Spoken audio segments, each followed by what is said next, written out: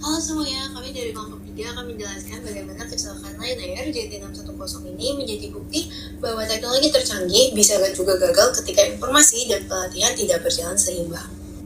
Jadi, pada tahun 2018, pesawat Lion Air JT610 ini jatuh di Laut Jawa. Setelah ditelusuri, penyebab utamanya bukan karena cuaca ataupun kerusakan mesin, tetapi karena sensor AOA atau Angle of Attack yang memberikan data keliru. Sensor ini berfungsi untuk mengukur sudut terbang pesawat, tapi pada saat itu sensor memberikan informasi seolah-olah pesawat sedang menanjak terlalu tajam.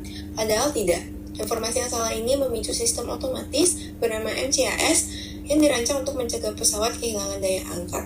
Sistem ini menundukkan hidung pesawat secara otomatis. Masalahnya, MCAS ini hanya bergantung pada satu sensor AOA saja tanpa ada sistem cadangan. Dan lebih parahnya lagi, pilot tidak diberitahukan bahwa sistem ini ada, karena tidak dijelaskan dalam manual dan tidak ada pelatihan khusus yang mereka terima. Kenapa kecelakaan Lion Air JT610 bisa terjadi? Menurut Swiss Cheese Model oleh James Reason, setiap sistem keselamatan memiliki beberapa lapisan pertahanan seperti irisan keju Swiss. Namun, setiap lapisan ini tidak sempurna. Ada lubang-lubang kecil yang mewakili kelemahan atau kesalahan dalam sistem. Dalam kasus JT610, ada 4 lapisan pertahanan. Di lapisan pertama ada lapisan teknologi yang kelemahannya berada pada sistem MCAS pesawat yang hanya mengandalkan satu sensor. Di lapisan manusia, kelemahan berada pada pilot yang tidak mendapatkan pelatihan tentang sistem MCAS. Di lapisan organisasi, kelemahan berada pada Boeing yang sengaja menyederhanakan pelatihan demi efisiensi. Dan pada lapisan regulasi, FAA gagal mengawasi sistem secara menyeluruh. Di sini, kegagalan menyebabkan 4 celah yang saling bertemu. Inilah kegagalan sistemik yang akhirnya menyebabkan kecelakaan. Dampaknya bukan sekedar kehilangan satu pesawat. Tragedi ini menewaskan 189 penumpang dan awak, munculnya gelombang duka dari keluarga korban, kepercayaan publik terhadap dunia penerbangan yang runtuh, dan dampak lain bagi Boeing sendiri seperti operasi yang dihentikan, kerugian finansial, dan rusaknya reputasi perusahaan. Apa saja sih upaya yang sudah dilakukan untuk mengatasi kecelakaan JT610 ini?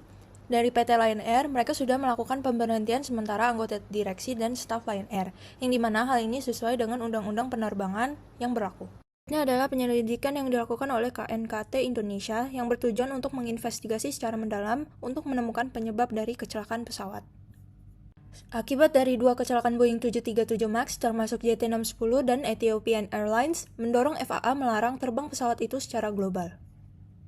Adanya kesalahan desain MCAS pada Boeing 737 MAX membuat Boeing merevisi desain dan menjalani sertifikasi ulang. Kelompok kami juga mengusulkan solusi untuk mencegah kejadian ini terjadi, yaitu CSAT yang terdiri dari Communication, Safety, Awareness, dan juga Training, di mana masing-masing komponen sangatlah penting dalam proses penerbangan berlangsung. Sekian dari kelompok kami, terima kasih sudah menyaksikan.